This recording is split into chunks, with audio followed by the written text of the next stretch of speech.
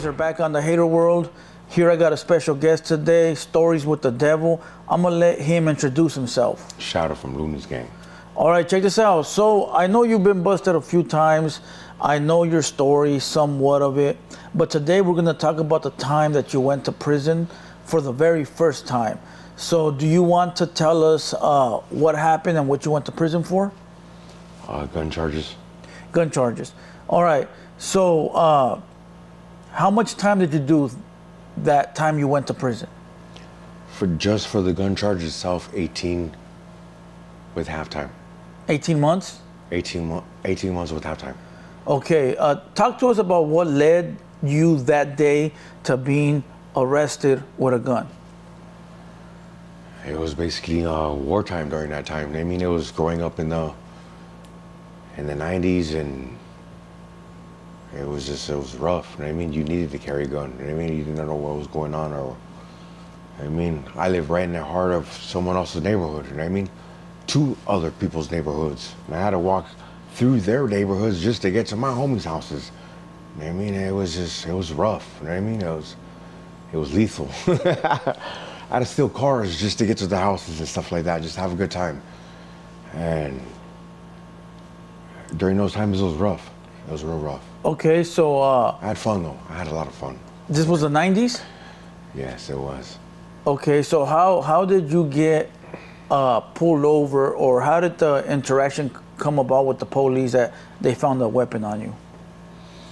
A homie had gave me a call and said, because he had gotten arrested and he needed me to go pick up something from his house. So I went to his house, and his little brother, which was the homie now, and I went to go pick it up. He gave it to me, and it was a piece. And I was walking down the street, and these neighbors, for some reason, I don't know what happened, but they said that I was over here flashing the gun and waving it down and yelling at people, and which was not true, because from that house, from where they called the cops, doesn't make sense, because down that alley is the liquor store, and that's where I was at, and the bus is right there.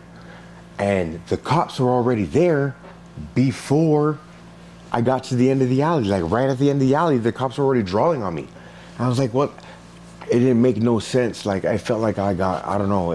I'm not saying the homies, I know the homie didn't tell on me. I'm not saying that, but it just felt like outside areas, it didn't feel right. It didn't seem right. And so the cop drew down on you? The cop drew down on me. I had an I remember I had an L necklace on me at that time too, and that fucker yanked it off of me.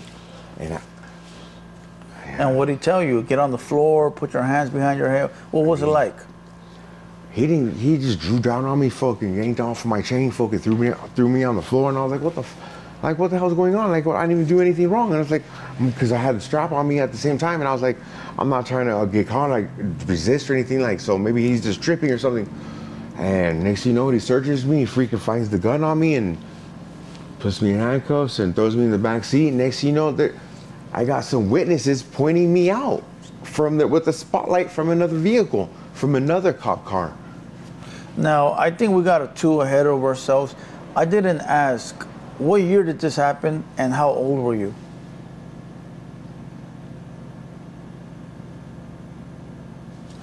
(2001-20). And you were 20 in 2001. Now, this happened in the nighttime or the daytime? Daytime. In the daytime. I always do everything during the daytime. Okay, so the cop drew down on you. He searched you, and what did he find? Yeah, I believe it was a .357. Long, okay. 6-inch. So the cop found a .357. Do you recall what the cop said? Actually, no. It was a blur. I mean, I just remember him freaking yanking off my chain and freaking throwing me on the floor and pulling out the gun. And next thing I was in back of the cop car. It just happened so quick. I don't even know what happened. Okay, so then you go to court, right? You get arrested, the whole thing. Is there anything memorable you remember, maybe at court or in the county jail? I remember seeing the homie in the jail, and we're like, what? And we're both going to court. And I was like, what's up, dog? Freaking, I'm here because of that. You know what I mean? So the same homie that sent you go pick that up? Was inside the county jail too? Yeah, because he was still in jail at the same time. Oh, wow. Okay, so then court happens, right? And you have prior convictions? 2 separate other gun charges. So did that play into your sentencing for the third gun?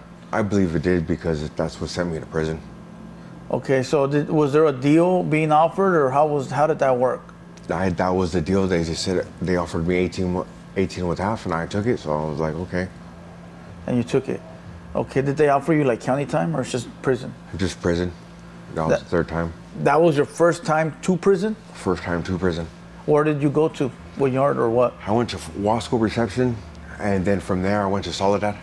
I hit the level 2 yard and central yard, and I was there for about 7, maybe 6 months, 6 to 7 months, until a homie gave me some knowledge about getting another case bring up to date so I can take over at the same time. Wait, so you had, while you're at Wasco, you had another case pop in up? Soledad.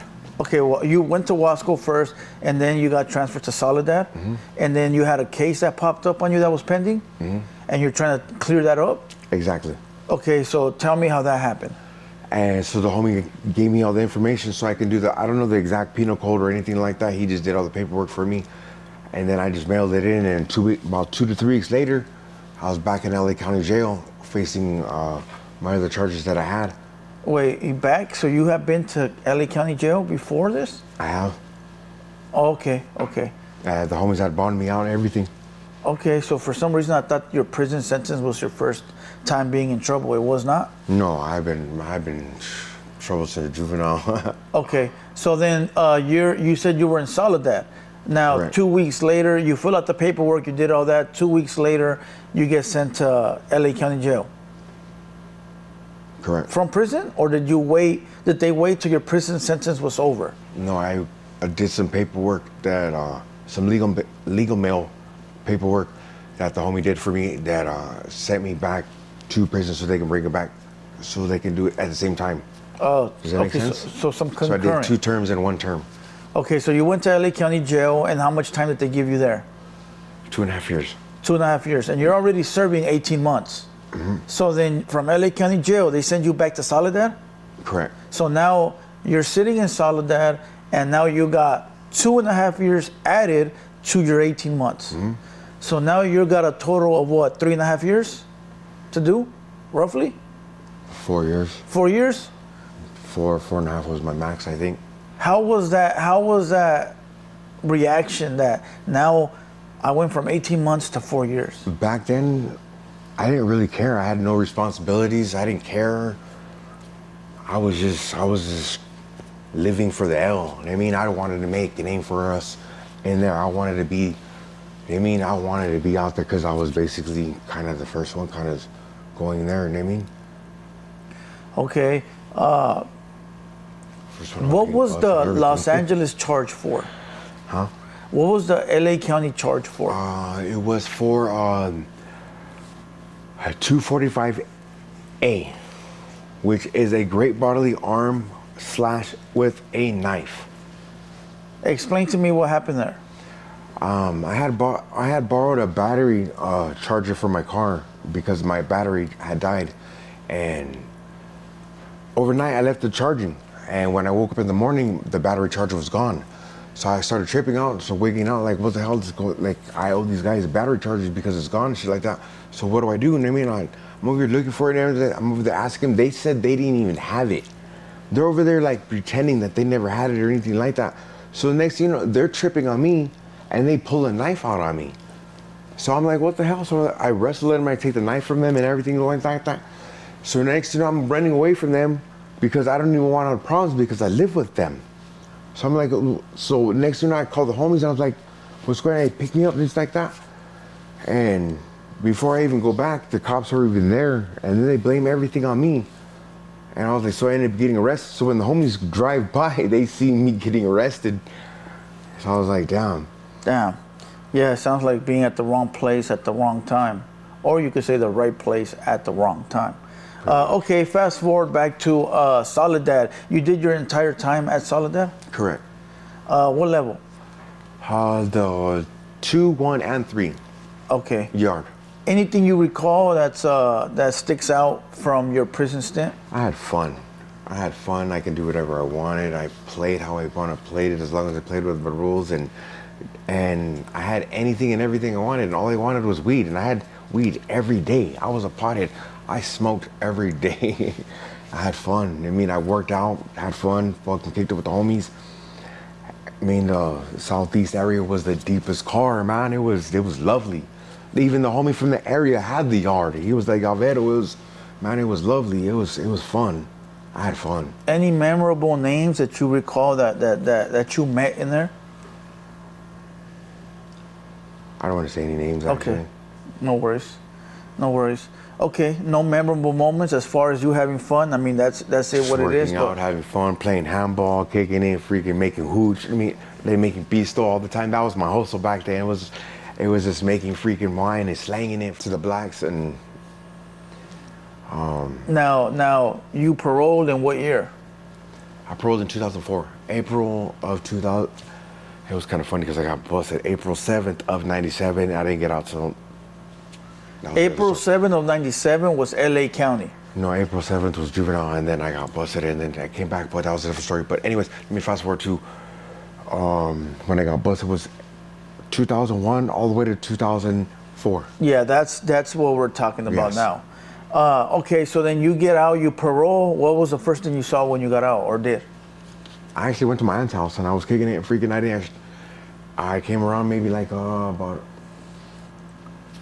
a month, 3 weeks later. I had finally gotten a ride. Natas picked me up. We ended up kicking it, and then a month later I came out. I moved out to New Mexico. What was the idea for moving to New Mexico? I wanted to get some of my family, and that's why I was the whole original way was to go out to New Mexico. And that's where we're gonna end it at, because I would believe that New Mexico is a new journey, a new start. Was a new start for you at that point, right? It was. Okay, so we're gonna leave it there. Any last words you want to say?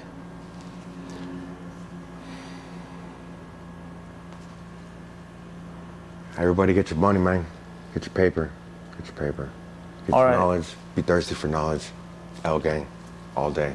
And with that being said, just another episode of Stories with the Devil. Salute to everybody, and we out.